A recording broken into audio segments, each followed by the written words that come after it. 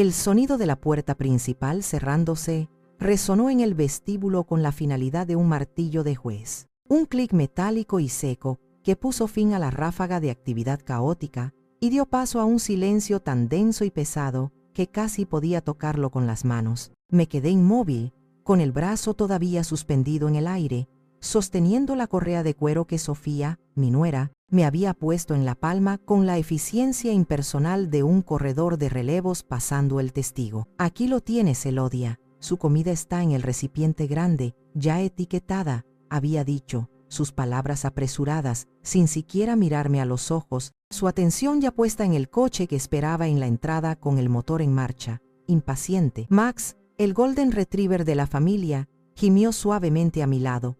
Un sonido bajo y lastimero. Apoyó su cabeza cálida contra mi pierna, y sentí el temblor de su cuerpo, como si él también sintiera la repentina desolación que se había instalado en la casa. Bajé la mirada hacia él. Sus ojos color miel, tan expresivos, me observaban con una inteligencia comprensiva que me reconfortó más de lo que esperaba. Le acaricié la cabeza, mis dedos hundiéndose en su pelaje suave y dorado. «Ya está, mi niño, ya se han ido», le susurré. Aunque las palabras eran más para mí que para él, el aire todavía estaba impregnado de los olores de una Navidad que no llegaría. La canela de la vela que había encendido en la mesa del salón, sabiendo que era la favorita de Sofía, se mezclaba con el aroma dulce y especiado de las galletas de jengibre que acababa de sacar del horno. Había 2 bandejas enfriándose en la encimera de la cocina, una de chocolate con chispas de colores para los gemelos y otra de limón con glaseado, la receta secreta de mi madre, esas que Javier solía robar de la rejilla cuando era un niño con las rodillas siempre raspadas. Una pequeña punzada de nostalgia me atravesó. Mis ojos recorrieron la sala de estar. Todo estaba impecable. Había pasado la mañana entera, desde el amanecer, en un frenesí de actividad. Había acomodado los cojines del sofá, asegurándome de que el mantel de lino blanco que había planchado la noche anterior cayera en pliegues perfectos sobre la mesa de comedor. Había pulido la platería de la abuela hasta que reflejara las luces parpadeantes del árbol de Navidad. Cada pequeño adorno de cristal colgado con un cuidado meticuloso, muchos de ellos hechos a mano por mí a lo largo de los años. Un escenario meticulosamente preparado para una obra cuyos actores principales acababan de marcharse sin previo aviso, dejando a la directora de escena sola en medio del decorado. Bajo el árbol, una colección de regalos cuidadosamente envueltos esperaba ser descubierta. Nada extravagante, por supuesto. Mi pensión de maestra jubilada no daba para lujos, pero cada regalo había sido elegido con amor y tiempo. Un diario de cuero con sus iniciales grabadas para Sofía, que siempre decía que quería empezar a escribir algún día. Un juego de lápices de acuarela profesionales para los niños, para fomentar esa vena artística que parecían haber heredado de su abuelo Ricardo. Y para Javier, para mi hijo, le había tejido un suéter de lana gruesa, de color azul marino, el color de sus ojos. Me había llevado semanas, tejiendo cada noche mientras veía la televisión, pensando en él, en si le abrigaría lo suficiente durante el invierno. No había pedido nada este año, pero el frío de diciembre me había hecho pensar en él. Ahora, los regalos parecían pequeños monumentos a una esperanza ingenua, a un amor que daba por sentado que sería correspondido. El coche de Javier arrancó con un rugido, el sonido agresivo de los neumáticos sobre la grava de la entrada. Salió con una prisa que sugería que llegaban tarde a algo mucho más importante que su propia familia. Los gemelos agitaron sus manitas desde los asientos traseros, sus rostros ya cubiertos por grandes gafas de sol, pequeños adultos en miniatura. Las luces traseras rojas desaparecieron al girar en la esquina de la calle del Roble, y entonces el silencio se volvió absoluto, casi doloroso. Ni el murmullo del tráfico, ni las voces de los vecinos, solo el zumbido bajo y constante del refrigerador en la cocina y el latido de mi propio corazón, que de repente sonaba demasiado fuerte en mis oídos. Max gimió de nuevo, esta vez un sonido más insistente. Me agaché y le desabroché el collar. Corrió hacia su cuenco de agua, y el sonido de sus uñas, haciendo clic clic clic sobre el suelo de madera, Fue el único movimiento en la casa estática. Me quedé de pie en el vestíbulo, la correa todavía colgando de mi mano, sintiéndome como una extraña en mi propio hogar. Por primera vez, la pregunta se formó con una claridad dolorosa en mi mente. ¿Hay alguna diferencia entre ser necesitada y ser utilizada? En ese momento, en el silencio ensordecedor de mi casa perfectamente decorada para una fiesta que no sucedería, no pude encontrar una respuesta. La tarde se deslizó lentamente, teñida de un gris invernal que se filtraba por las ventanas y parecía apagar los colores de la casa. Max, después de explorar cada rincón en una búsqueda inútil de su familia ausente, se acurrucó a mis pies junto al sillón, su cuerpo cálido un ancla en mi mar de confusión. Su respiración profunda y rítmica era un consuelo constante. Con una taza de té humeante entre las manos, cuyo calor apenas sentía, dejé que mi mente vagara hacia el pasado, un territorio que a menudo evitaba porque estaba lleno de recuerdos agridulces que prefería mantener bajo llave. Mi mirada se posó en el aparador de caoba que dominaba el comedor, una pieza sólida y elegante que Ricardo y yo habíamos comprado en una tienda de antigüedades en nuestro 5º aniversario. En el cajón superior, envuelto en un paño de terciopelo negro ya gastado por el tiempo, solía guardar el único tesoro físico que había heredado de mi madre, un delicado juego de collar y pendientes de perlas y oro. No era ostentoso, pero representaba generaciones de amor y sacrificio. Mi madre los había recibido de mi abuela el día de su boda, y me los entregó a mí en el mío, susurrándome al oído con lágrimas en los ojos. Esto es para los momentos en que necesites recordar lo fuerte que eres, hija mía. Hace 3 años, ese momento había llegado, aunque no de la manera que mi madre había imaginado. Recuerdo la llamada de Sofía como si fuera ayer. Su voz, normalmente tan controlada y melódica, era un torrente de pánico y sollozos ahogados.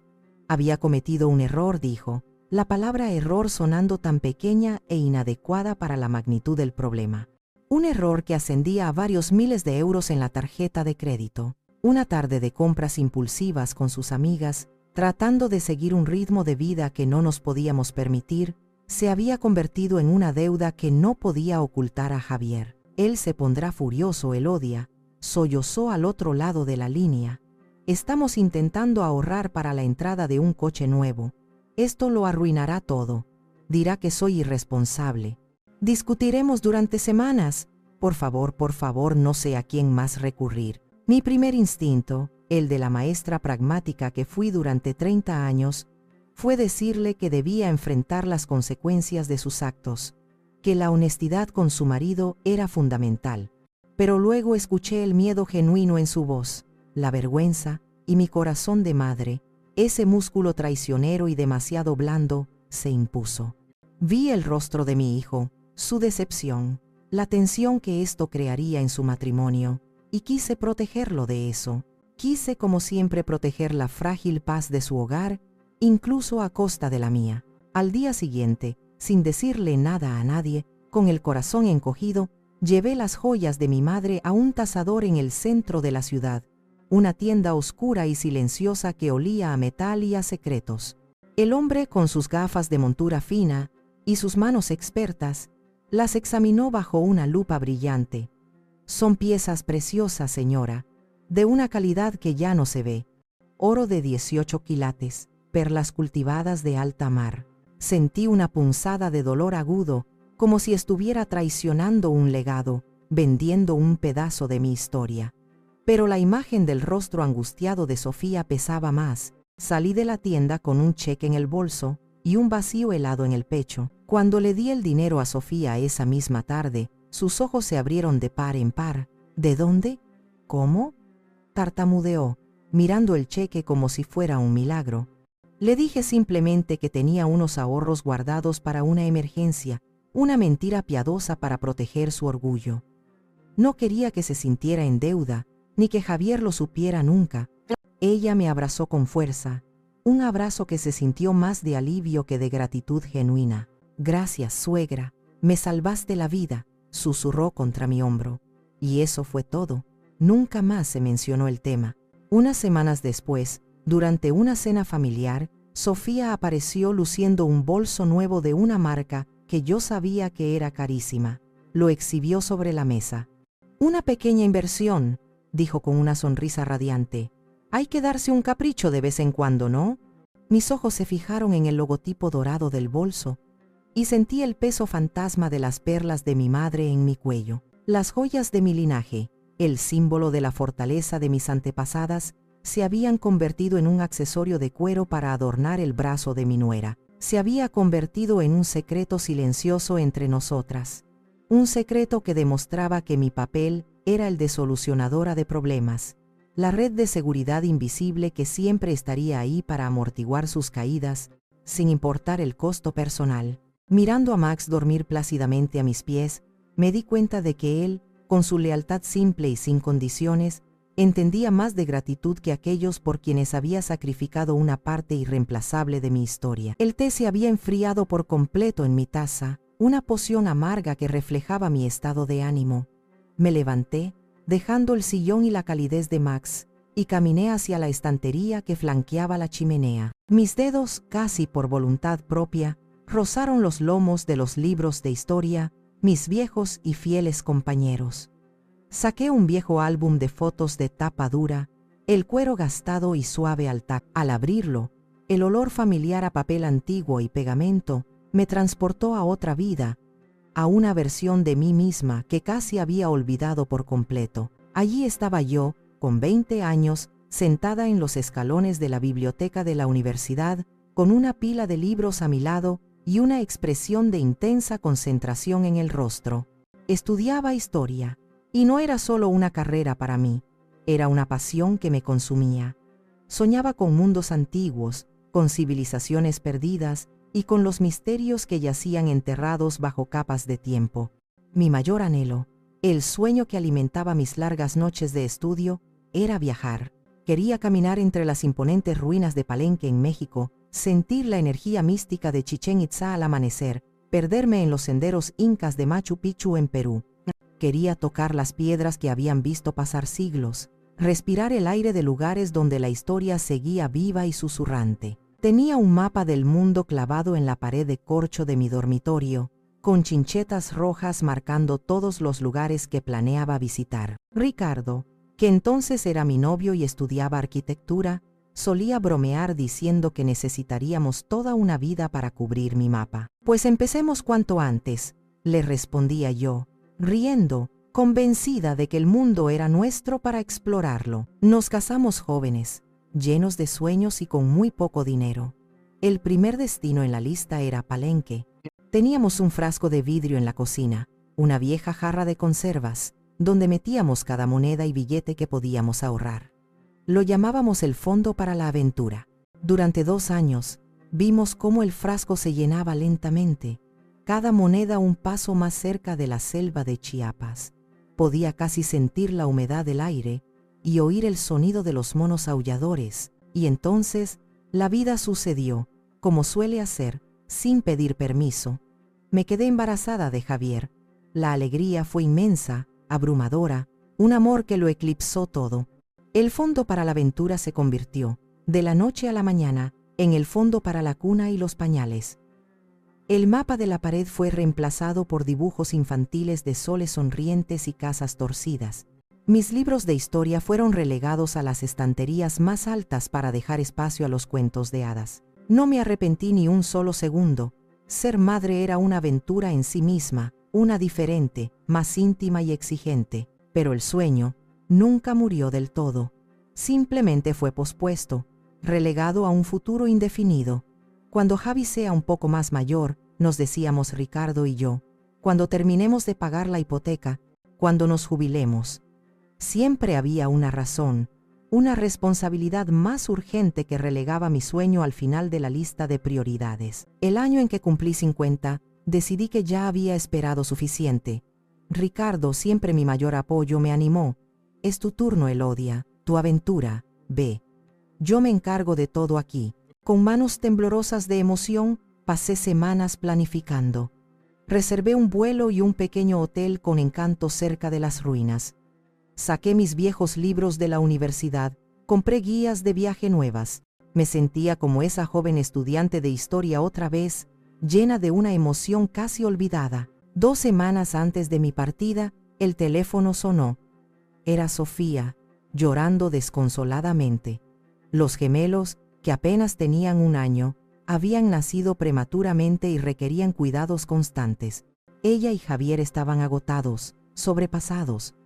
Para colmo, Sofía había desarrollado una complicación posparto, y el médico le había ordenado reposo absoluto.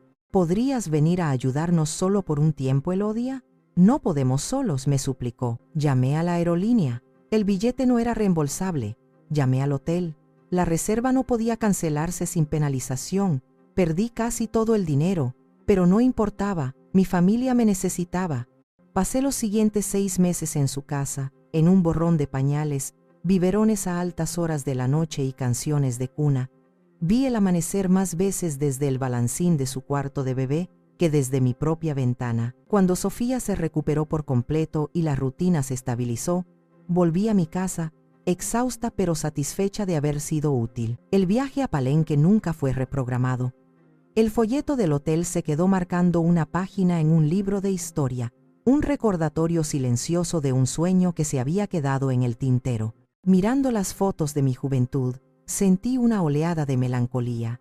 No era resentimiento, sino una profunda tristeza por esa chica del mapa, la que soñaba con templos y selvas. Me pregunté qué pensaría ella de la mujer en la que me había convertido, una mujer cuyo propio mapa se había borrado por completo para dejar espacio a los destinos de los demás. El crepúsculo pintaba el cielo de tonos anaranjados y púrpuras, colores melancólicos que se correspondían con mi estado de ánimo. Encendí una lámpara de pie junto a mi sillón, y su luz cálida creó un círculo íntimo en la creciente oscuridad. El álbum de fotos seguía abierto en mi regazo, pero mi mente ya no estaba en las imágenes de mi juventud, sino en los últimos años con Ricardo, y en las advertencias que yo, en mi ceguera voluntaria, había decidido ignorar. Mi esposo había sido un hombre tranquilo y observador. Un arquitecto de profesión, veía el mundo en términos de estructuras, cimientos y pilares de soporte. No era un hombre de grandes discursos, pero cuando hablaba, sus palabras estaban cuidadosamente elegidas, como los planos de un edificio bien diseñado, cada línea con un propósito. Recordé una tarde de domingo, unos meses antes de que la enfermedad se lo llevara. Estábamos sentados en el porche, bebiendo limonada, viendo a Javier, ya casado con Sofía, cortar el césped. Habían estado viviendo con nosotros durante casi 1 año, mientras ahorraban para su propia casa, una situación que se prolongaba indefinidamente. Ricardo observaba a nuestro hijo en silencio, con una expresión pensativa que yo conocía bien. «Es un buen chico», dijo de repente, su voz un murmullo grave. «Tiene tu corazón, Elodia, un corazón demasiado grande a veces, que no sabe decir que no».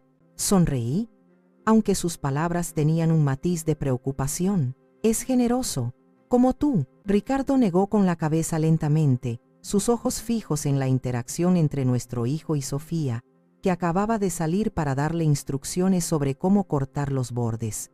«Yo soy práctico, Elodia. Tú eres generosa. Hay una diferencia.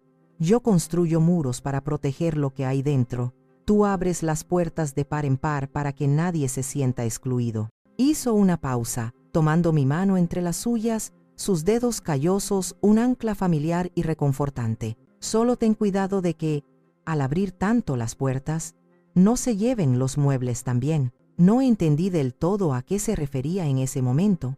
Pensé que era una de sus metáforas arquitectónicas. Pero sus siguientes palabras, pronunciadas con una seriedad inusual, se quedaron grabadas a fuego en mi memoria. «Esta casa», dijo, mirando las paredes de ladrillo, el jardín que habíamos cultivado juntos durante 30 años. «Esta casa es más que madera y cemento. Es nuestro nido, es tu seguridad, Elodia. Es el cimiento sobre el que construimos todo lo demás. Es tuya. Prométeme que nunca dejarás que nadie, ni siquiera Javi, te haga sentir como una invitada en tu propio hogar». Lo miré, sorprendida por la intensidad de su tono. Vi una preocupación genuina en sus ojos, una que no había visto antes. No era desconfianza hacia nuestro hijo, a quien adoraba, sino una comprensión profunda de su naturaleza complaciente y de la mía. Siempre dispuesta a ceder por mantener la paz, le prometí que no lo haría, apretando su mano, y él pareció satisfecho, aunque la sombra de preocupación no abandonó sus ojos. Unos años después de su muerte, la profecía de Ricardo comenzó a cumplirse de forma sutil. Javier y Sofía me plantearon la idea de mudarse de nuevo a la casa. «Es demasiado grande para ti sola, mamá», argumentó Javier con una lógica aplastante. «Nosotros podemos ayudarte con el mantenimiento, y tú no estarás tan sola. Además, es una tontería pagar un alquiler cuando esta casa está medio vacía. La idea de tener a mis nietos corriendo por los pasillos, de llenar el silencio con sus risas, era un bálsamo para mi creciente soledad». Acepté. Y poco a poco, sin darme cuenta, la promesa que le hice a Ricardo comenzó a desvanecerse. Mi sillón de lectura favorito fue trasladado al sótano para hacer sitio a una consola de videojuegos. Mis rutinas de silencio matutino fueron desplazadas por el caos de preparar a los niños para el colegio. Mis gustos decorativos, que tendían a lo clásico y cálido, fueron actualizados por los de Sofía, más modernos y fríos. Mi presencia se convirtió en una constante conveniente. Niñera, cocinera, jardinera, cuidadora de perros.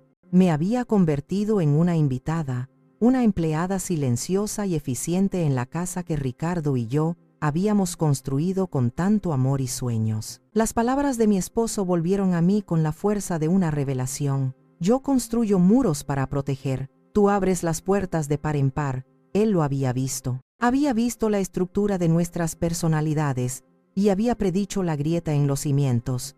No había sido una crítica, sino una advertencia que yo, en mi anhelo desesperado de ser necesitada, había ignorado por completo. Cerré el álbum de fotos con un suspiro tembloroso. La duda ya no era una duda, era una certeza dolorosa. Había fallado a Ricardo, pero, sobre todo, me había fallado a mí misma. La mañana siguiente amaneció fría y sin sol, un reflejo perfecto de mi estado de ánimo. Me desperté con una sensación de pesadez, como si el peso de los recuerdos de ayer se hubiera asentado en mis huesos durante la noche. Hice café, la rutina matutina, un pequeño y frágil acto de normalidad en medio del caos emocional que me embargaba.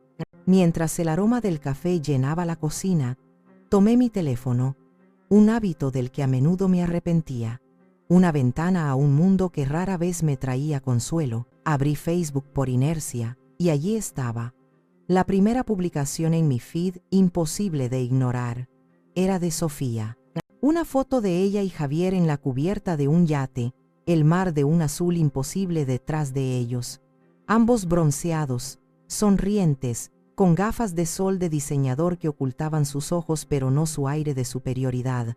Javier la abrazaba por la cintura, y ella sostenía un cóctel con una pequeña sombrilla de papel. Parecían estrellas de cine, protagonistas de una vida a la que yo no pertenecía. Pero no fue la foto lo que me detuvo el corazón en seco. Fue el pie de foto, escrito en letras alegres y despreocupadas, salpicado de emojis que parecían burlarse de mí. Al fin libres, sin perro, sin dramas, pura magia en Cancún. Yeley, vacaciones, sin responsabilidades, vida de lujo, merecido descanso. Leí la frase una y otra vez, cada palabra una pequeña aguja clavándose en mi piel. Sin perro, sin dramas, sin responsabilidades, las palabras me golpearon como piedras. Yo era el drama, yo era la responsabilidad. Max, que dormitaba a mis pies, ajeno a todo, era la carga de la que se habían liberado. Todo mi amor, mi cuidado, mi sacrificio constante, reducido a un hashtag molesto en su escapada perfecta. Sentí un frío que no tenía nada que ver con el clima de diciembre. Mis dedos temblorosos se deslizaron hacia arriba y vi que había más. Una serie de fotos. Los gemelos construyendo un castillo de arena con cubos y palas de colores brillantes que costaban más que mi compra semanal. Un buffet interminable con montañas de marisco y postres exóticos. Sofía posando con un vestido blanco vaporoso en un balcón con vistas al océano, con una copa de champán en la mano. Hice clic en la sección de comentarios. Un acto de masoquismo. Las amigas de Sofía habían dejado un rastro de envidia y adulación. ¡Qué maravilla, Sophie! Se lo merecen, escribió una. Guapísimos. Disfruten de la libertad, comentó otra. Y la respuesta de Sofía a este último comentario fue la que me rompió por dentro. Totalmente. Un respiro muy necesario de la rutina y las obligaciones. True. El emoji guiñando un ojo se sintió como un insulto personal. Una complicidad cruel con un mundo que me excluía. Lo peor, sin embargo, estaba en sus historias de Instagram. Esos videos efímeros que, sin embargo, dejan cicatrices permanentes. Hice clic en el círculo de colores brillantes con su foto de perfil. El primer video mostraba sus pies en la arena blanca, las olas lamiendo suavemente la orilla. El segundo, un brindis con copas de champán en lo que parecía un club de playa exclusivo. Y el tercero fue el que pulverizó los últimos restos de mi negación. Era un video grabado por Javier. Estaban en un restaurante elegante, al aire libre, con antorchas tiki iluminando la noche tropical. Una langosta enorme, roja y brillante, ocupaba el centro de su mesa. Sofía, mirando a la cámara, levantó su copa. «Por una vida sin responsabilidades», exclamó con una risa cantarina que resonó en mis oídos. «Salud, porque el dinero está para gastarse. ¿No crees, mi amor?» Javier, detrás de la cámara, respondió con una risa cómplice y un poco ebria. «Totalmente de acuerdo, cariño. Salud por eso». El teléfono se me resbaló de las manos y cayó sobre la alfombra con un ruido sordo. Mi cuerpo empezó a temblar. Me abracé a mí misma, tratando de contener el temblor, pero era inútil. Me quedé mirando la pared de la cocina, pero no la veía. Veía las joyas de mi madre siendo pesadas en una balanza. Veía el folleto de mi viaje a Palenque acumulando polvo en un cajón. Veía las innumerables noches sin dormir cuidando a sus hijos, las comidas que había preparado, las facturas que había ayudado a pagar discretamente cuando las cosas se ponían difíciles. Todo eso, todo mi ser, había sido clasificado como drama y responsabilidad, una molestia de la que estaban celebrando haberse librado con champán y langosta. La humillación fue un sabor amargo y metálico en mi boca.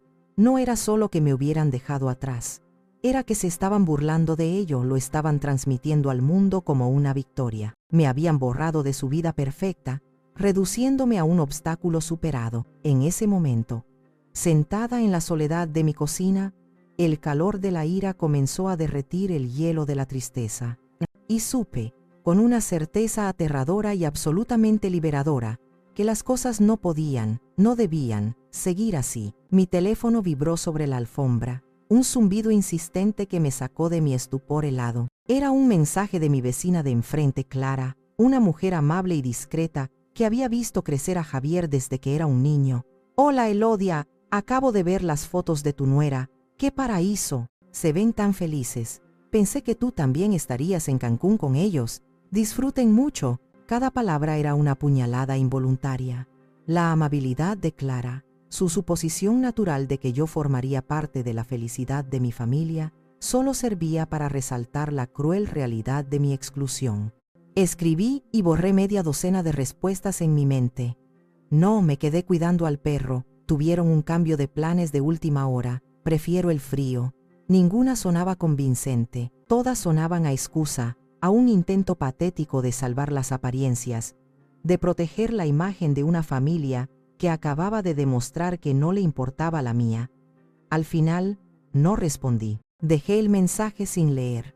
Una pequeña burbuja azul de buenas intenciones flotando en un mar de decepción. Dejé el teléfono y me serví el café, que ya estaba tibio.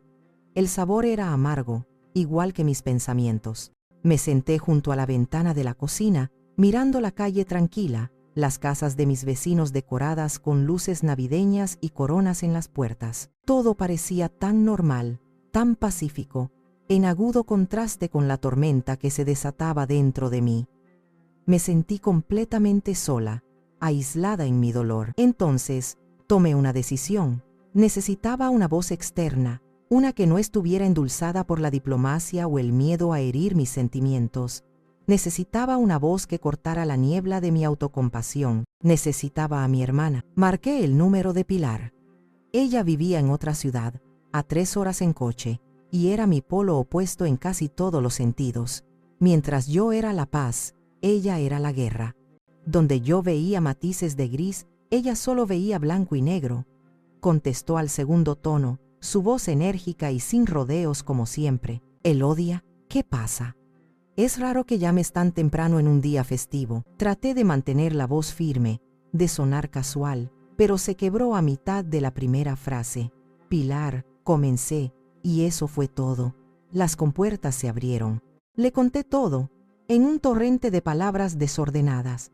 La llegada sorpresa, las maletas, la correa del perro, las galletas en el horno. Y luego, con la voz temblorosa de rabia, le conté lo de las redes sociales. Le describí la foto, el pie de foto con sus hashtags hirientes, el video de la langosta. Hubo un silencio al otro lado de la línea.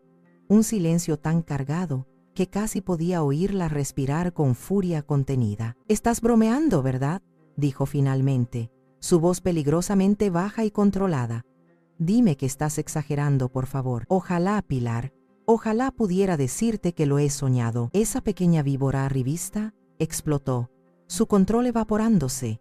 «Y tu hijo, el cobarde sin carácter, riéndole la gracia. Te lo he dicho 1.000.000 de veces, Elodia, desde que se casaron. ¿Recuerdas cuando vendiste las joyas de mamá? ¿Qué te dije entonces? Te dije que estabas alimentando a un monstruo. Te están usando. Te ven como una sirvienta gratuita, como un cajero automático, como una guardería. Y tú, con tu maldito corazón de oro, se lo permites una y otra vez». Las lágrimas que había estado conteniendo comenzaron a rodar por mis mejillas calientes y amargas. «Lo sé», susurré, la palabra sonando débil e inútil.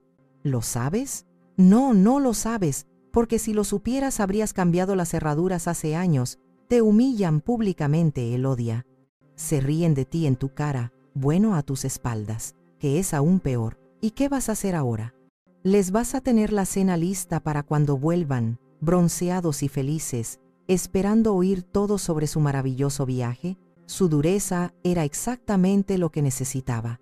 Era un golpe de realidad, un antídoto para mis años de autoengaño. «No sé qué hacer», admití, mi voz apenas un hilo. «Claro que lo sabes», replicó ella, su voz recuperando la calma, pero una calma afilada. «Estás sentada en la solución, literalmente. ¿Recuerdas lo que papá siempre decía? Nadie puede quitarte lo que es tuyo si no les das las llaves. Y tú no solo les diste las llaves, les regalaste la casa entera». Hizo una pausa, y su tono se suavizó un poco, volviéndose más serio y penetrante. «Escúchame con atención, hermanita. Ricardo te lo advirtió. Yo te lo he advertido. Esa casa es tuya, legalmente tuya. Es tu poder, Elodia. Es tu única arma en esta guerra que te niegas a luchar. ¿Vas a dejar que te lo quiten todo por miedo a estar sola?». Sus palabras resonaron en el silencio de mi cocina. «Esa casa es tuya, es tu poder». La frase se repitió en mi cabeza, una y otra vez, no como una idea, sino como un hecho innegable. Colgué el teléfono sintiéndome extrañamente calmada. La ira y la tristeza no habían desaparecido, pero ahora tenían un propósito. Se habían fusionado en una fría y lúcida resolución. Pilar tenía razón, yo tenía el poder. Y por primera vez en mi vida, estaba considerando seriamente usarlo. Esa noche no dormí. El sueño era un país lejano, al que no tenía pasaporte. Di vueltas en la cama, con la mente convertida en un hervidero de actividad, reproduciendo en un bucle interminable las palabras de Pilar, las imágenes de Sofía sonriendo en el yate, los recuerdos de las advertencias de Ricardo. Cada hora que marcaba el viejo reloj de pie de la sala era un martillazo que subrayaba mi indecisión, mi miedo, pero con las primeras y tímidas luces del alba, una claridad helada y extraña se apoderó de mí. El miedo a la soledad era un abismo oscuro y profundo, pero el miedo a vivir el resto de mi vida siendo invisible, una sombra en mi propia casa, era aún mayor. Me levanté de la cama, me puse una bata y bajé las escaleras en silencio, mis pies descalzos, sin hacer ruido sobre la madera fría. La casa estaba sumida en la penumbra grisácea del amanecer. Max levantó la cabeza de su cama en la cocina y me siguió con la mirada, sus ojos un par de puntos brillantes en la oscuridad, como un guardián silencioso. No fui a la cocina a preparar café, mi ritual de cada mañana. Fui al sótano. La puerta del sótano gimió al abrirse, como siempre. El aire abajo era frío y olía a tierra húmeda y a tiempo almacenado. Encendí la única bombilla que colgaba del techo y su luz amarillenta y débil reveló un laberinto de cajas de cartón etiquetadas con mi letra, muebles viejos cubiertos con sábanas blancas como fantasmas dormidos y los ecos de una vida entera. En una esquina, detrás de un baúl de viaje de cuero que había pertenecido a mi padre, estaba la vieja caja fuerte de metal. Hacía años, décadas quizás, que no la abría. La combinación, sin embargo, estaba grabada a fuego en mi memoria. El cumpleaños de Ricardo, nuestro aniversario de bodas, el cumpleaños de Javier, una secuencia de números que representaba los pilares de mi vida. Mis dedos, un poco rígidos por el frío, giraron el dial. Derecha, izquierda, derecha.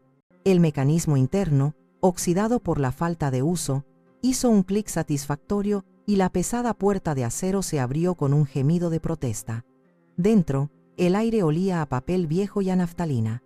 Había pólizas de seguro caducadas, los certificados de nacimiento de Javier, viejas cartas de amor que Ricardo me había escrito cuando éramos novios, atadas con una cinta de seda azul. Y en una carpeta de cartón grueso, debajo de todo lo demás, encontré lo que buscaba. Lo llevé arriba, a la mesa de la cocina, como si transportara un artefacto sagrado. La luz de la mañana, ya más fuerte, entraba por la ventana, iluminando el documento que saqué de la carpeta.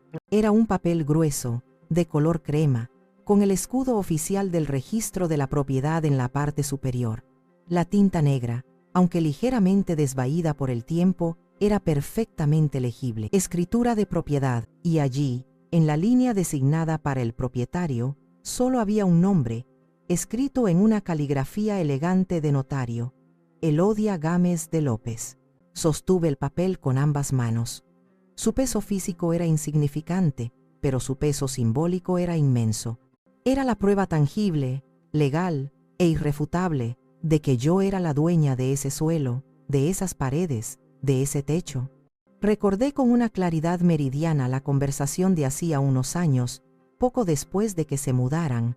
Javier, con esa facilidad suya para hacer que las peticiones más grandes sonaran como favores menores, me había dicho una tarde: «Mamá, deberíamos ir poniendo la casa a mi nombre, ya sabes, por los impuestos de herencia y todo eso, para que todo sea más fácil en el futuro, cuando tú no estés». Sofía, recuerdo, estaba de pie en el umbral de la cocina, secándose las manos con un paño, sin decir una palabra pero absorbiendo cada sílaba, sus ojos brillando con un anhelo de posesión que no pudo disimular. Yo había accedido verbalmente, por supuesto. «¿Cómo no iba a ser para ustedes?», había dicho. «Sí, claro, hijo, lo miramos». Pero algo, una extraña e inexplicable vacilación, una alarma silenciosa en el fondo de mi mente, me hizo posponerlo.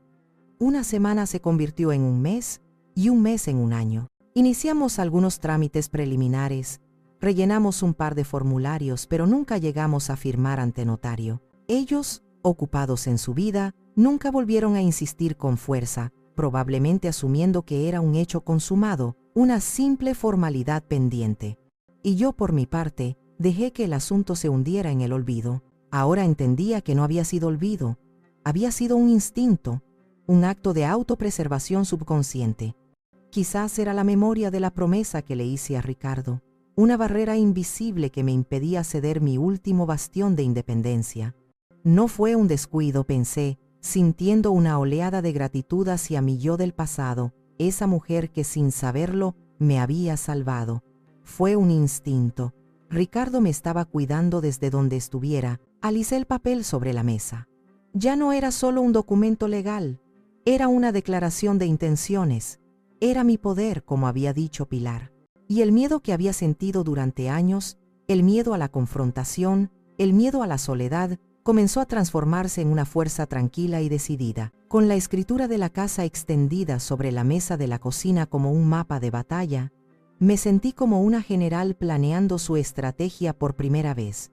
La niebla de la tristeza y la confusión se había disipado, dejando en su lugar un propósito claro y afilado, como el filo de un cuchillo. Ya no se trataba de una reacción emocional, visceral, se trataba de una acción calculada, un movimiento de ajedrez en una partida que no sabía que estaba jugando. Fui a mi estudio, esa pequeña habitación en la parte trasera de la casa que Sofía siempre había querido convertir en un cuarto de juegos para los niños, llena de mis libros y mis recuerdos.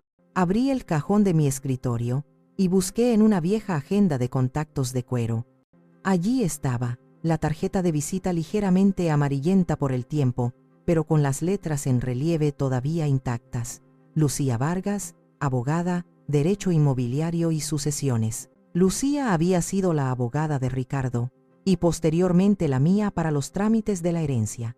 Era una mujer inteligente, directa y sin tonterías, una década más joven que yo, con una reputación en la ciudad de ser tan dura como brillante. No la había visto desde el funeral de mi esposo, pero sabía que si alguien podía guiarme a través de este proceso con la mezcla adecuada de profesionalismo y firmeza, era ella. Marqué el número de su despacho con una mano que, para mi sorpresa, no temblaba. La voz de su secretaria era joven y eficiente. Me informó de que la agenda de las Vargas estaba completa para las próximas 2 semanas. Dígale que llama Elodia López, la viuda de Ricardo López, dije con una calma que no sabía que poseía, y dígale que es un asunto urgente y confidencial relacionado con la propiedad de la calle del Roble. Ella entenderá. Hubo una pausa al otro lado de la línea, el sonido de un teclado. Luego, la voz de la secretaria volvió, esta vez con un tono de deferencia.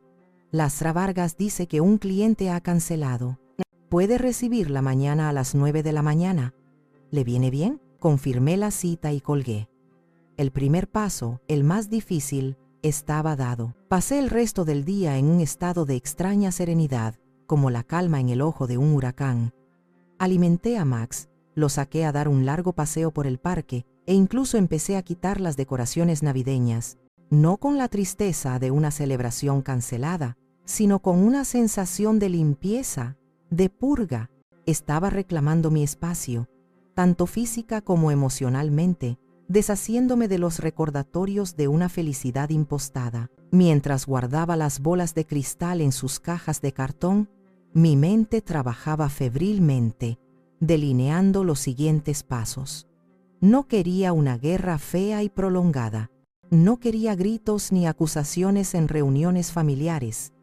Quería una transición limpia, legal e irrefutable. Quería que entendieran que esto no era un arrebato de ira de una anciana despechada, sino la consecuencia lógica y meditada de sus acciones. Esa tarde, me senté a la mesa de la cocina con una hoja de papel de mi mejor papelería y un bolígrafo de tinta negra. Escribí una nota corta y concisa, sin emoción, sin reproches, solo hechos fríos y formales. Luego, busqué en internet hoteles para perros de lujo cerca de mí.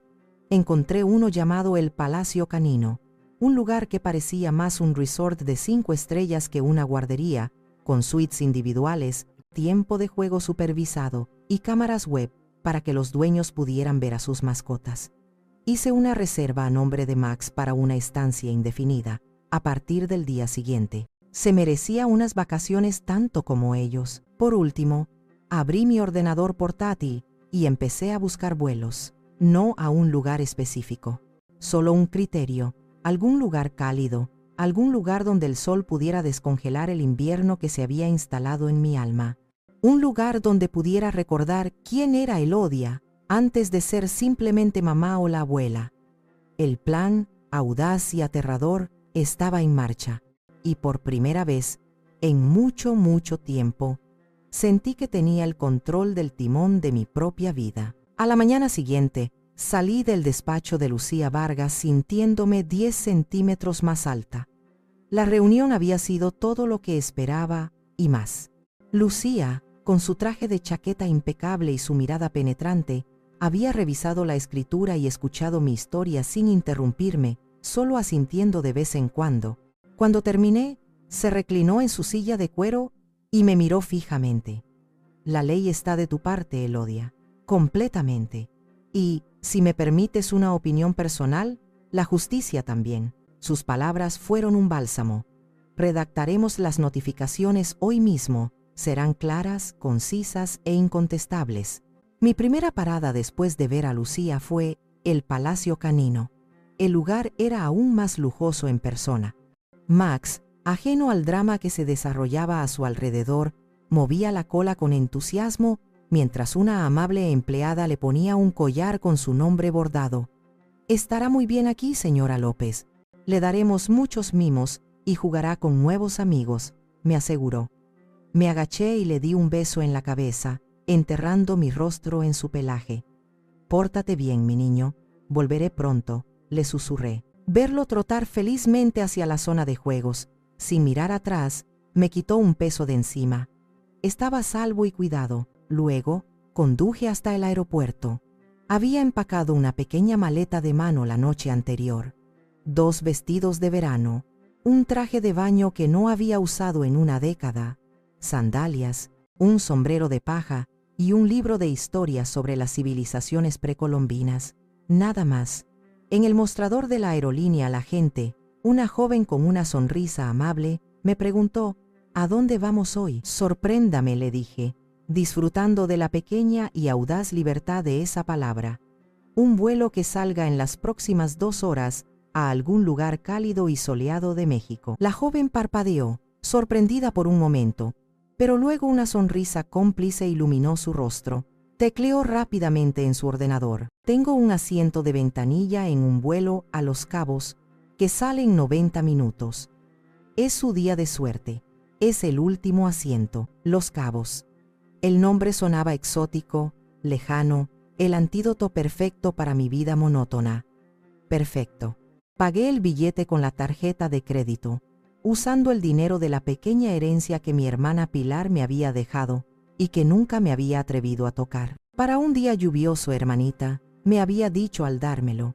Bueno, estaba lloviendo a cántaros en mi alma, así que parecía el momento adecuado para usarlo. En la sala de espera, me sentí extrañamente anónima, invisible de una manera nueva y emocionante. Estaba rodeada de familias ruidosas que se iban de vacaciones, de ejecutivos apurados hablando por teléfono, de parejas jóvenes enamoradas susurrándose al oído. Nadie sabía quién era yo, de dónde venía o a dónde iba, y esa sensación era increíblemente liberadora. No era la madre de nadie, ni la abuela de nadie, ni la suegra de nadie. Era solo una mujer con un billete de avión y una maleta de mano. Cuando el avión despegó, pegué la frente a la ventanilla fría y observé cómo la ciudad se encogía debajo de mí, convirtiéndose en un tapiz de luces parpadeantes que se desvanecían en la oscuridad.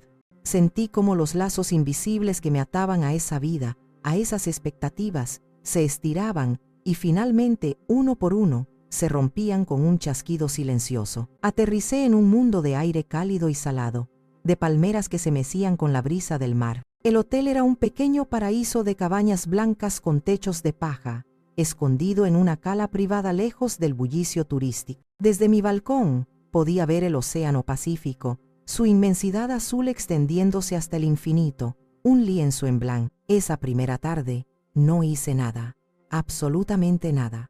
Simplemente me senté en una tumbona en el balcón, escuchando el rugido rítmico de las olas, sintiendo el sol en mi piel, un calor que parecía penetrar hasta mis huesos.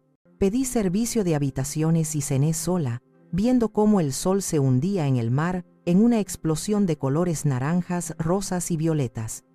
No me sentí sola, me sentí completa. Al día siguiente, hice algo que no había hecho en 40 años. Hice algo solo para mí.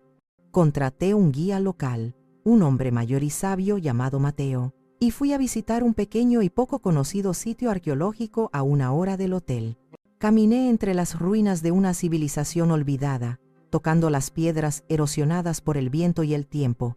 Mateo me hablaba de sus dioses, de sus rituales, de su conexión con las estrellas, y mientras escuchaba, sentí que la joven estudiante de historia que había dentro de mí despertaba de un larguísimo letargo. Este no era Palenque, pero era un comienzo, era un acto de recuperación personal, un peregrinaje a mi propio pasado olvidado. Por primera vez en décadas, no estaba cuidando de nadie, me estaba cuidando a mí, y en ese acto simple, redescubrí una fuerza y una alegría que no sabía que había perdido. El bronceado de sus vacaciones aún no se había desvanecido cuando Javier abrió la puerta principal de la casa. Entró arrastrando una maleta pesada, mientras los gemelos pasaban corriendo a su lado como dos pequeños torbellinos, sus voces agudas resonando en el vestíbulo.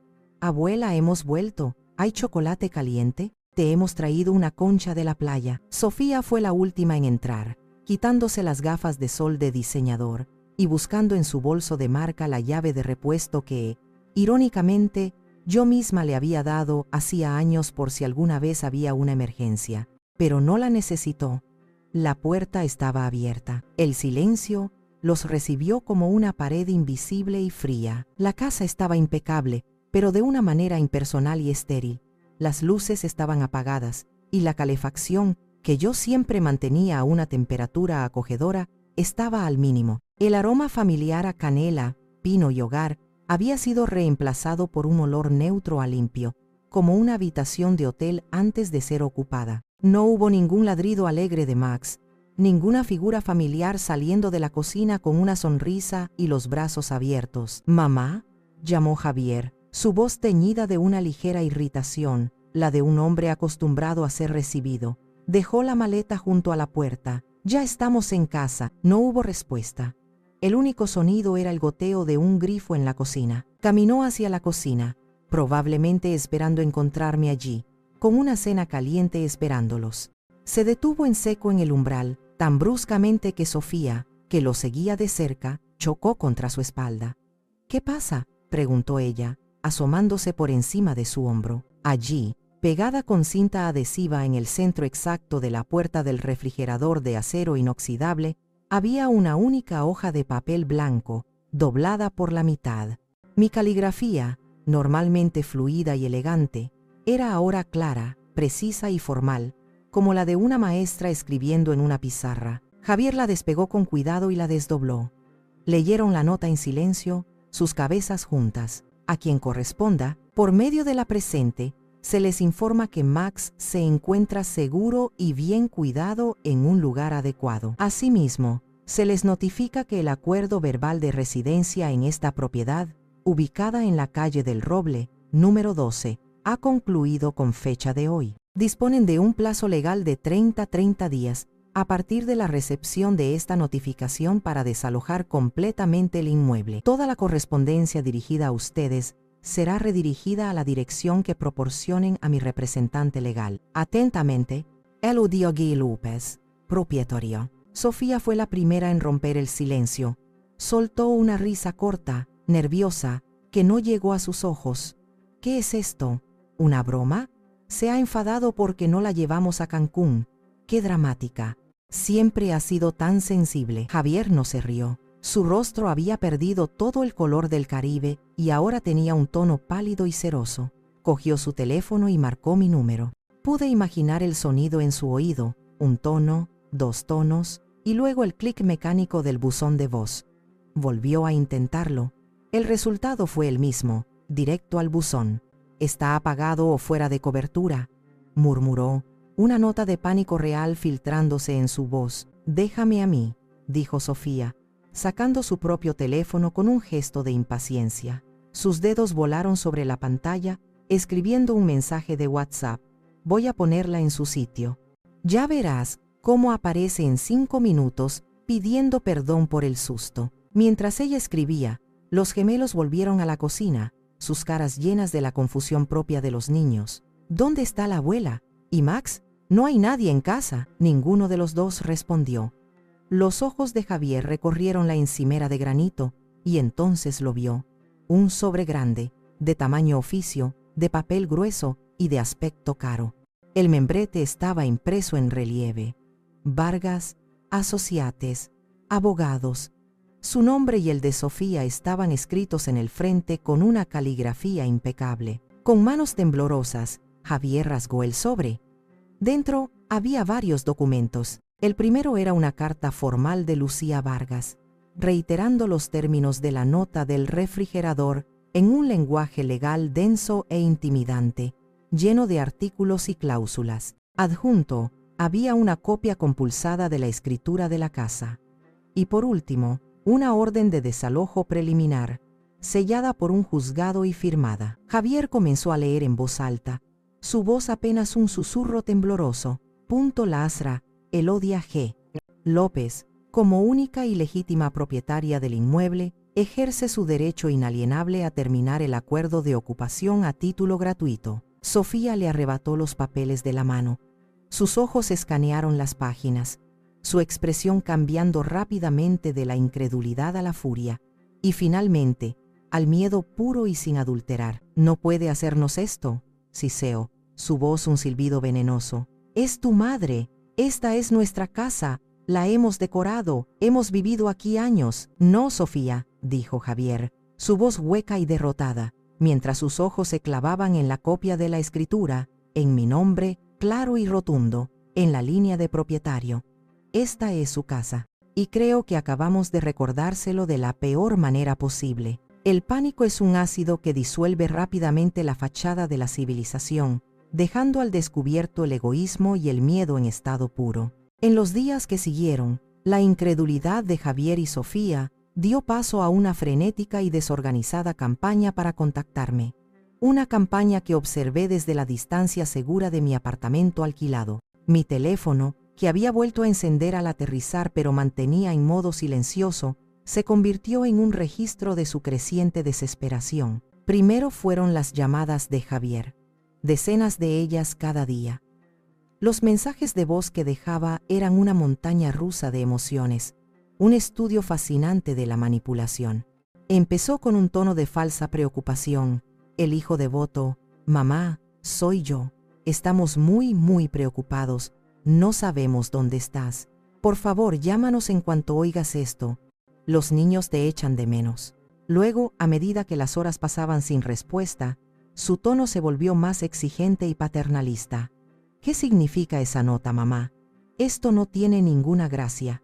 Estás actuando de forma irracional. Tienes que parar esta locura y volver a casa para que podamos hablar como adultos». Finalmente, cuando las notificaciones del bufete de Lucía empezaron a llegar a su oficina, llegó la desesperación y la ira. «Mamá, por el amor de Dios, contesta el teléfono. La abogada de la que hablas no deja de llamar a mi oficina. Me estás avergonzando. Estás armando un escándalo. ¿Qué te pasa? ¿Te has vuelto loca?». Los mensajes de Sofía eran diferentes, más calculados. Eran una mezcla de indignación y victimismo. Empezó con mensajes de texto largos y llenos de reproches, diseñados para hacerme sentir culpable. «No puedo creer lo egoísta que estás siendo. ¿Así es como nos agradeces todo lo que hacemos por ti? Te dejamos quedarte en nuestra casa, te incluimos en nuestra vida, y nos pagas así, dejando a tus propios nietos en la calle por un capricho. ¿Es eso lo que quieres que recuerden de su abuela?». Cuando los textos no funcionaron, pasó a las notas de voz, su voz goteando un veneno dulce y condescendiente. «Elodia, de verdad, tienes que recapacitar. Somos una familia. Y las familias no se hacen esto. Entiendo que puedas estar dolida por una tontería, pero esta reacción es completamente desproporcionada.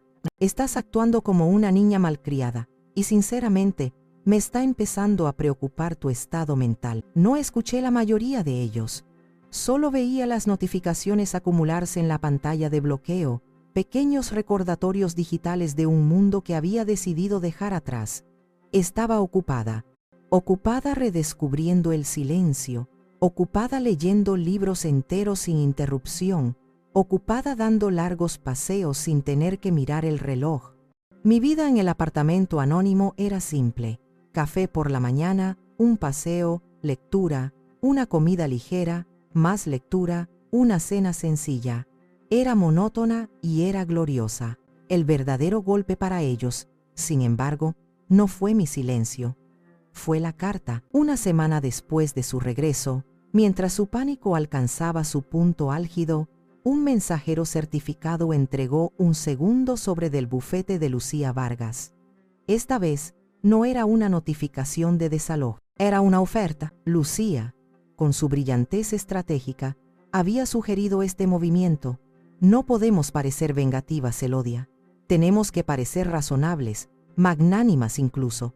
Les quitaremos toda la munición para que no puedan pintarte como la villana. La carta, redactada por Lucía y firmada por mí, era una obra maestra de la cortesía letal. Comenzaba reconociendo su comprensible confusión y angustia ante esta inesperada situación.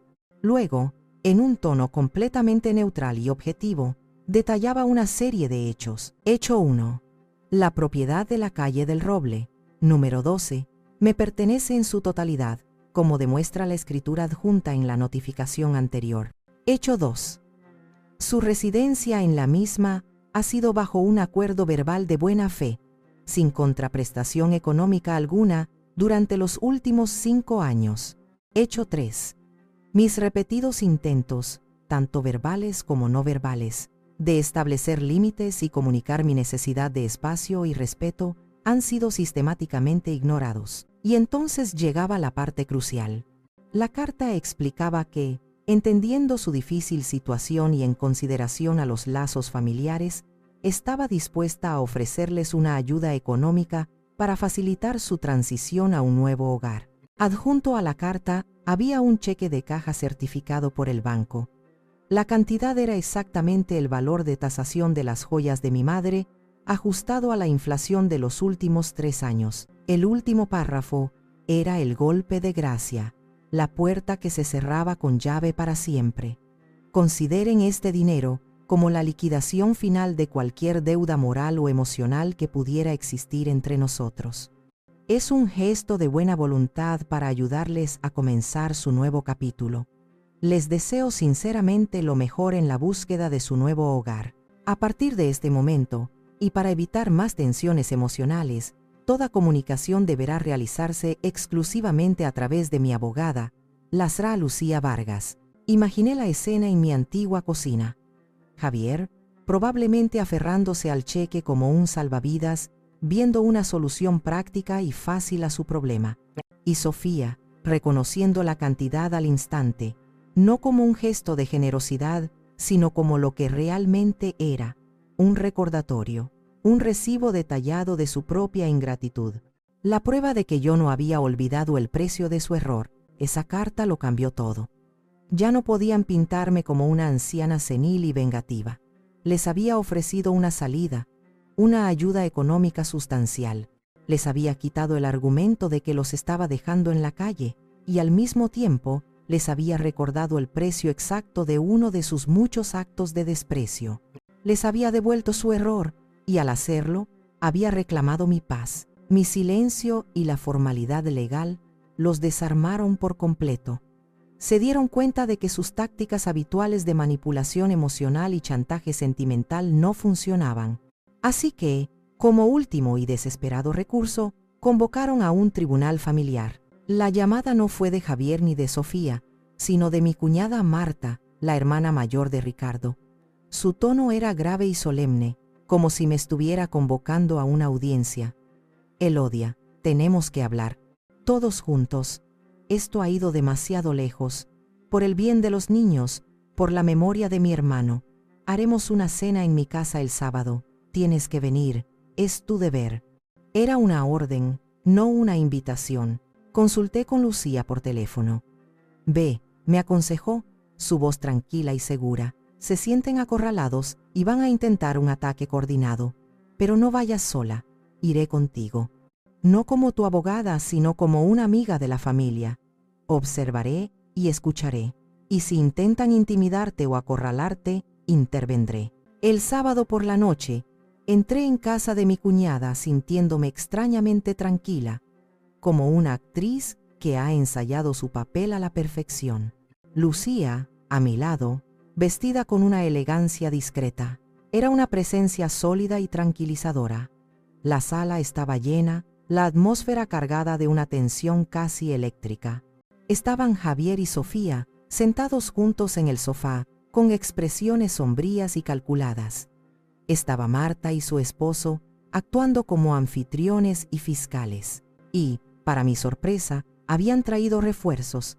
Graciela, la madre de Sofía, sentada erguida en un sillón como una reina en su corte, con un collar de perlas que parecía una armadura. La cena fue una farsa tensa, llena de conversaciones triviales y forzadas que no lograban ocultar la tormenta que se avecinaba. Después del postre, Marta carraspeó, dio un golpecito a su copa con una cuchara para pedir silencio y dio inicio al juicio. Elodia, te hemos reunido aquí porque estamos muy preocupados, comenzó, asumiendo el papel de jueza.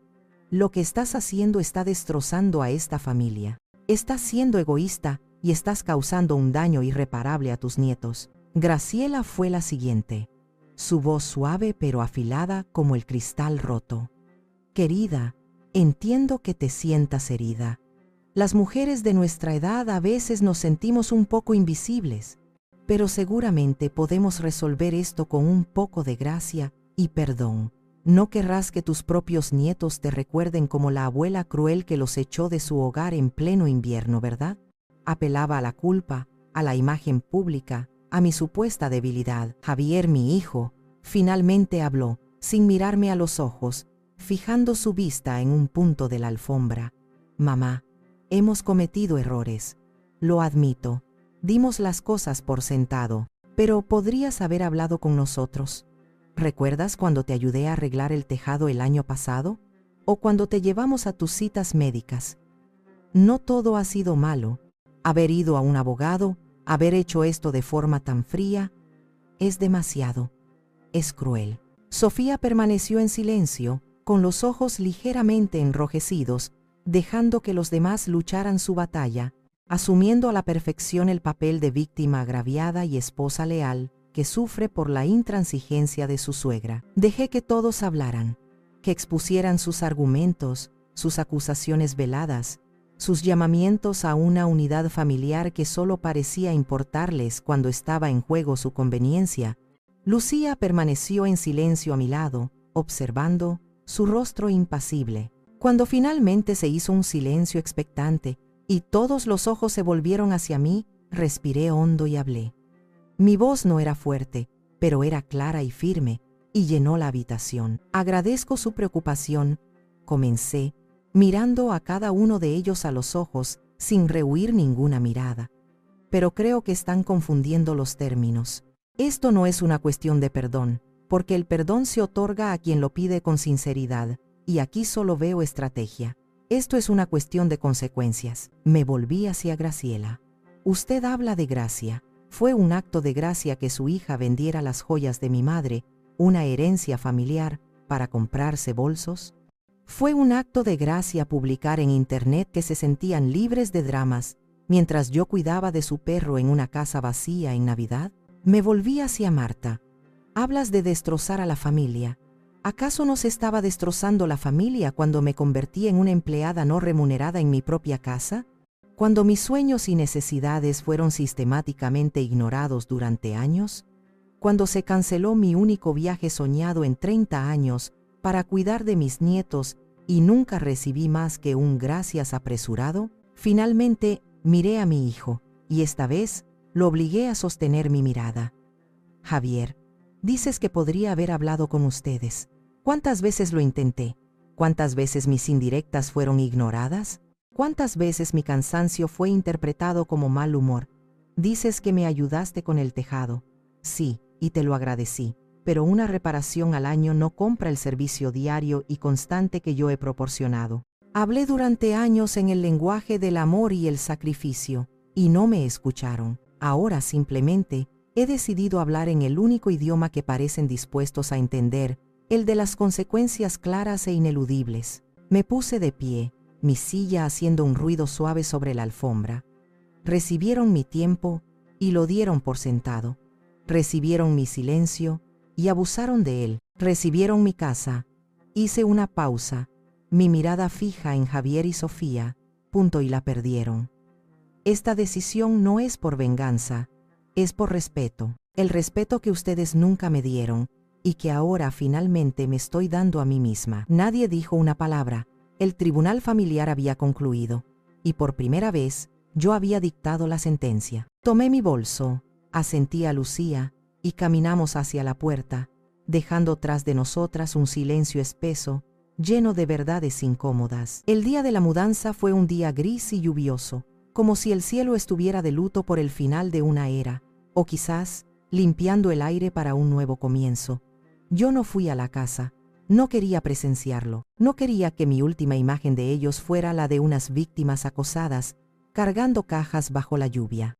Me quedé en mi pequeño apartamento alquilado, leyendo un libro y bebiendo té, creando una burbuja de paz a mi alrededor. Lucía, siempre práctica, me había aconsejado que enviara a una empresa de mudanzas profesional para supervisar el proceso, hacer un inventario final y asegurarse de que no hubiera daños en la propiedad. Recibí un mensaje de texto del jefe de la cuadrilla a media tarde, acompañado de varias fotos.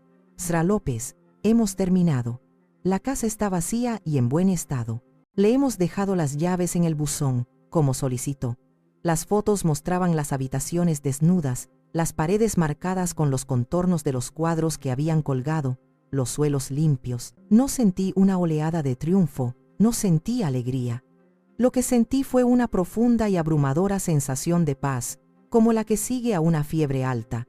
Era el silencio después de una larga y ruidosa tormenta. El final. Al día siguiente, volví a mi casa, sola. Al meter la llave en la cerradura, sentí que estaba abriendo la puerta por primera vez. Al entrar, la diferencia era palpable.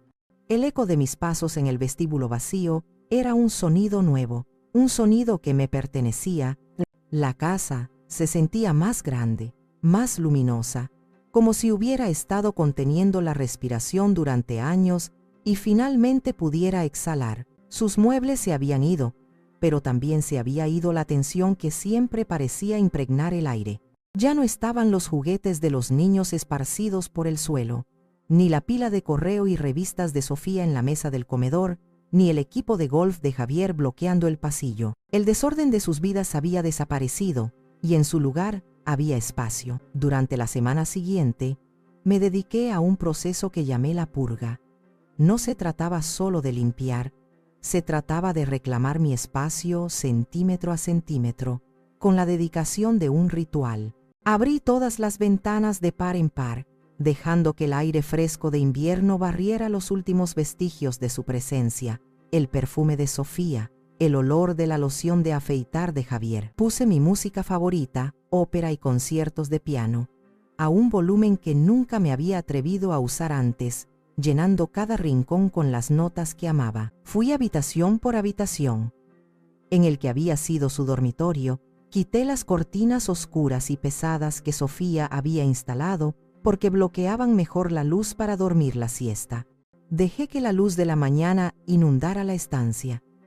En el cuarto de los niños, empaqué los pocos juguetes rotos y libros rasgados que habían dejado atrás y los doné. El olor a plastilina y pañales fue reemplazado por el de lavanda y limón. Encontré facturas impagadas escondidas en un cajón, una pequeña pila de deudas que habían dejado atrás. Las pagué sin ira, como el último acto de limpieza, y luego rompí los papeles en pedazos pequeños. El acto más simbólico tuvo lugar en la cocina. Durante años, la puerta del refrigerador había sido un caótico collage de dibujos infantiles, horarios de fútbol, listas de compras de Sofía y recordatorios de citas del dentista. Lo limpié todo. Con una esponja y agua jabonosa, borré cada mancha, cada marca de rotulador, cada resto de cinta adhesiva. Cuando terminé, la superficie de acero inoxidable estaba limpia y brillante, reflejando mi propia imagen, un rostro cansado pero sereno. Esa tarde, fui a recoger a Max. Cuando me vio, se lanzó a mis brazos en un torbellino de alegría y lametones. Al volver a casa, corrió por las habitaciones vacías, su cola moviéndose como un metrónomo feliz. Parecía sentir el cambio en la atmósfera, la ligereza, la paz. Se tumbó en el centro de la sala de estar vacía y suspiró contento. El último acto de reclamación tuvo lugar en mi estudio. Desempaqué una caja que había estado guardada en el sótano durante años. Dentro estaba la escritura original de la casa, la que Ricardo y yo habíamos firmado con tanta ilusión hacía casi 40 años. Nuestros nombres entrelazados en la firma. La llevé a una tienda de marcos y pedí que la enmarcaran con un marco de madera simple y elegante. Cuando estuvo lista, la colgué en la pared principal de mi estudio, justo encima de mi escritorio, no como un trofeo de guerra, sino como una declaración de principios. La Constitución de mi nueva República Independiente. Un recordatorio constante de que ese era mi hogar, mi santuario, mi cimiento, y que nunca más permitiría que nadie me hiciera sentir como una invitada en él. Los meses que siguieron fueron como ver una casa recuperar su color después de una larga y gris restauración. La primavera llegó, no solo a los árboles del jardín, sino también a mi vida, y con ella, un impulso de renovación que se apoderó de mí. Decidí que la casa no solo necesitaba estar vacía de su presencia, sino llena de la mía, de mis gustos, de mi historia. Comencé por la cocina, el corazón del hogar. Contraté a un pintor, un joven amable y meticuloso, y elegí un color cálido y luminoso para las paredes, un tono llamado sol de la tarde.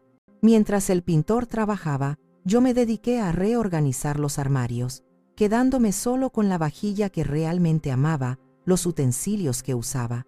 Doné todo lo superfluo, me deshice de la mitad de los muebles de la sala de estar. El enorme sofá seccional que habían comprado Javier y Sofía, que siempre me había parecido un monstruo de tela gris que se tragaba la luz, fue donado a una organización benéfica. En su lugar coloqué mi viejo y cómodo sillón de lectura, retapizado con una tela de flores, junto a la ventana, creando un rincón perfecto para mí. La casa respiraba mejor con menos cosas, con más espacio para la luz y el aire. Un sábado, mientras visitaba el refugio de animales local para dejar una donación de mantas viejas, vi a un pequeño cachorro mestizo en una jaula apartada. Era una mezcla de terrier con el pelo alborotado y unos ojos increíblemente expresivos y tristes. Estaba acurrucado en una esquina de su jaula, temblando. El cartelito en la puerta decía Nopal. Encontrado abandonado, muy asustadizo. Nuestros ojos se encontraron a través de los barrotes y sentí una conexión instantánea, un reconocimiento de almas solitarias. Una hora después, Nopal estaba en el asiento trasero de mi coche, envuelto en una toalla, camino a su nuevo hogar. Max, en un acto de nobleza y paciencia que me conmovió hasta las lágrimas, lo aceptó como si fuera su propio cachorro. Se convirtió en su protector, lamiendo sus miedos, enseñándole las reglas de la casa, compartiendo sus juguetes. La casa, que había pasado del ruido caótico al silencio absoluto, ahora estaba llena de los sonidos alegres de dos perros jugando, el clic-clic de sus uñas en el suelo de madera, sus suspiros contentos mientras dormían al sol. Empecé a reconectar con el mundo exterior, a tejer una nueva red social.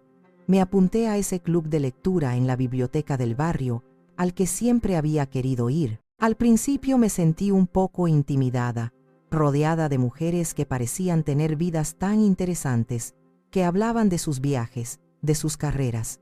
Pero pronto descubrí que yo también tenía mucho que compartir. Mis opiniones sobre los libros eran apreciadas, mis historias eran escuchadas. Fue allí donde conocí a Verónica, una mujer de mi edad, viuda también, con un sentido del humor irónico y una risa contagiosa. Conectamos al instante por nuestro amor compartido por las novelas históricas y el buen vino. Empezamos a dar largos paseos con nuestros perros por las tardes, y nuestras conversaciones, que iban desde la política hasta los achaques de la edad, se convirtieron en el punto culminante de mi día. Una tarde, mientras estábamos sentadas en mi porche, con una copa de vino en la mano, viendo la puesta de sol, Verónica me miró y dijo: ¿Sabes, Elodia? Irradias una especie de paz que es casi palpable. Como si hubieras descubierto algún secreto importante. Sonreí, una sonrisa genuina que me llegó a los ojos. El secreto, creo, es dejar de esperar que los demás te construyan un nido y aprender a construirlo tú misma, con los materiales que a ti te gusten. Mi relación con Javier era inexistente. Después de la mudanza, Intentó llamar un par de veces más, pero nunca contesté. Finalmente, unas semanas después, recibí un último mensaje de texto de él, corto y lleno de una amargura que me dolió, pero no me sorprendió. Ya no sé quién eres. Leí el mensaje, y en lugar de sentir la punzada de tristeza que habría esperado, sentí una extraña sensación de liberación. Apagué el teléfono y miré mi jardín, donde Nopal perseguía una mariposa bajo la atenta mirada de Max. Yo sí lo sé, pensé para mis adentros. Estoy recordando quién era antes de que me dijeran quién debía ser. Y esa era una verdad mucho más importante. Estaba reconstruyendo mi nido, no con ramas y paja, sino con libros, amistades, ladridos felices y paredes pintadas del color del sol de la tarde. Y era un nido fuerte, cálido y absolutamente mío. El verano llegó a su fin, dando paso a la luz dorada y el aire fresco del otoño, mi estación favorita. Mi vida había encontrado un ritmo nuevo y tranquilo, una melodía suave y predecible que yo misma componía cada día. Las mañanas comenzaban con el olor a café recién hecho y los paseos por el parque con Max y Nopal, que ahora corrían juntos como si se conocieran de toda la vida. Las tardes estaban dedicadas a la lectura en mi sillón junto a la ventana, a la jardinería o a las charlas interminables con Verónica en su porche o en el mío. Las noches eran para mí, para la música clásica, una copa de vino y el silencio confortable de un hogar en paz. Un sábado por la mañana, mientras ordenaba mi escritorio, encontré algo que había guardado y casi olvidado. Era la postal que me había enviado a mí misma desde Los Cabos. La había escrito en mi última noche allí, sentada en el balcón de mi cabaña, con el sonido del océano como única compañía, un sonido que se había quedado grabado en mi memoria. La saqué del cajón y la leí. En el anverso, una foto de una playa idílica al atardecer, con el cielo teñido de colores imposibles. En el reverso, mi propia letra, un poco temblorosa pero firme: querida Elodia, espero que cuando leas esto, recuerdes el sonido de estas olas. Espero que recuerdes cómo se siente el sol en la piel sin tener que pedir permiso. Esta vez no te dejaron atrás, te fuiste por tu cuenta. No lo olvides nunca. Sonreí y cogí un pequeño imán del refrigerador, uno con forma de libro abierto. Coloqué la postal en la puerta metálica, en un lugar prominente, justo al lado de la lista de libros de mi club de lectura. No era un trofeo, sino un ancla, un recordatorio diario de mi viaje, no solo a Los Cabos, sino a mí misma. Esa tarde, estaba sentada en mi rincón de lectura, absorta en un libro de historia sobre las civilizaciones mayas, finalmente aprendiendo sobre Palenque. El sol de la tarde se filtraba por la ventana, bañando la habitación en una luz cálida y dorada. Max roncaba suavemente a mis pies y Nopal mordisqueaba un juguete en la alfombra. Levanté la vista del libro y miré a mi alrededor. Vi las paredes recién pintadas, las estanterías llenas de libros que me transportaban a otros mundos, el marco de madera en la pared del estudio que contenía la prueba de mi independencia. Vi a mis dos leales compañeros, cuyo amor era simple, puro y sin condiciones. En ese momento de quietud perfecta, entendí la lección más profunda de todo lo que había sucedido. Durante años, había creído que mi valor residía en mi utilidad para los demás, que mi identidad se definía por los roles que desempeñaba. Esposa, madre, abuela. Había confundido el sacrificio con el amor y la abnegación con la virtud. Había permitido que mi propio mapa se arrugara y se perdiera en el fondo de un cajón. La dolorosa traición de mi hijo y su esposa no había sido el final de mi historia, sino el catalizador de mi verdadero comienzo. Me habían quitado todo lo que creía que era importante, y al hacerlo, sin quererlo, me habían devuelto a mí misma. Comprendí que la verdadera familia no es siempre la que comparte tu sangre, sino la que respeta tu espacio, tu tiempo y tu alma. Y comprendí que el hogar más importante que debemos proteger, el único que nadie puede arrebatarnos a menos que se lo permitamos, no está hecho de ladrillos y cemento, sino de dignidad. Y el mío por fin estaba a salvo, fuerte, inexpugnable y lleno de luz,